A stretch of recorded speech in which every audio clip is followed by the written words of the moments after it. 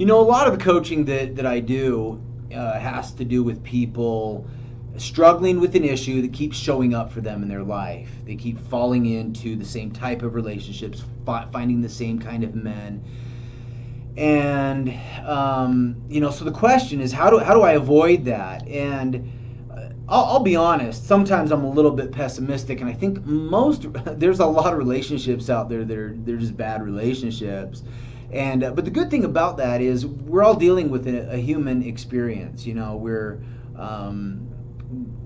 are things that we need to work on, and we're going to have things that we wrestle with and that we struggle with. And so if you're in a relationship that is not perfect, you're not alone, and don't worry about that. It just gives you something to work on. And so when you're in that relationship, there is a great treasure there. You are in a relationship with someone else who may view things, and they're seeing the same situation that you're seeing, that the relationship needs some work. And so when you guys are communicating and working on these things,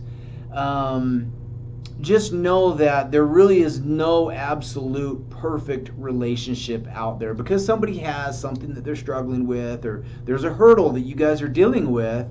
That's okay. Just tackle it and deal with it.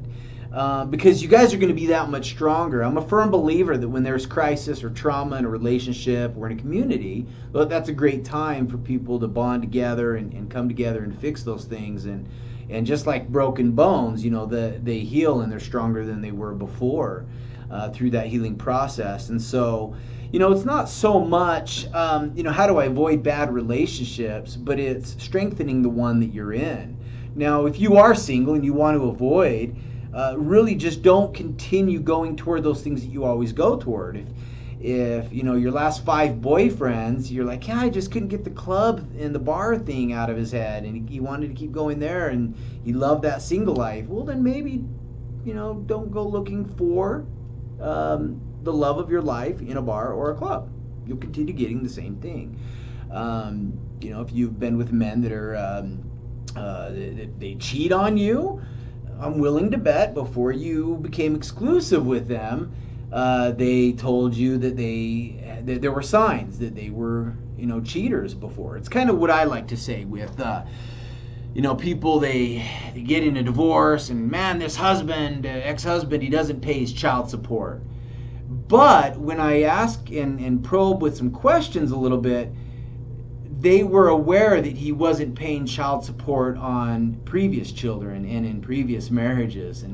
And so, like, all the signs, the red flags that you need to see, they're always there.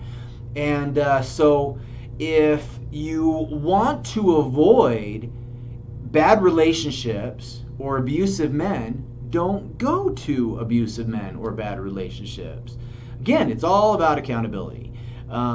And so right now, look at those guys that you're dating. If you've had, men that were really physical with you, are you dating a guy now that likes to grab your arm and he's in your face and he's, very aggressive in his character and his personality? There may be some things there. And I'm telling you to look at everything like that. What is being shown to you right now? And are those things that don't serve you and they're not okay with you? Ditch them if they are. You don't need to hang out. Why see these things, commit in the next week or two, and then 3 months later think, how do I keep getting in that situation? Because now is the time to see these things.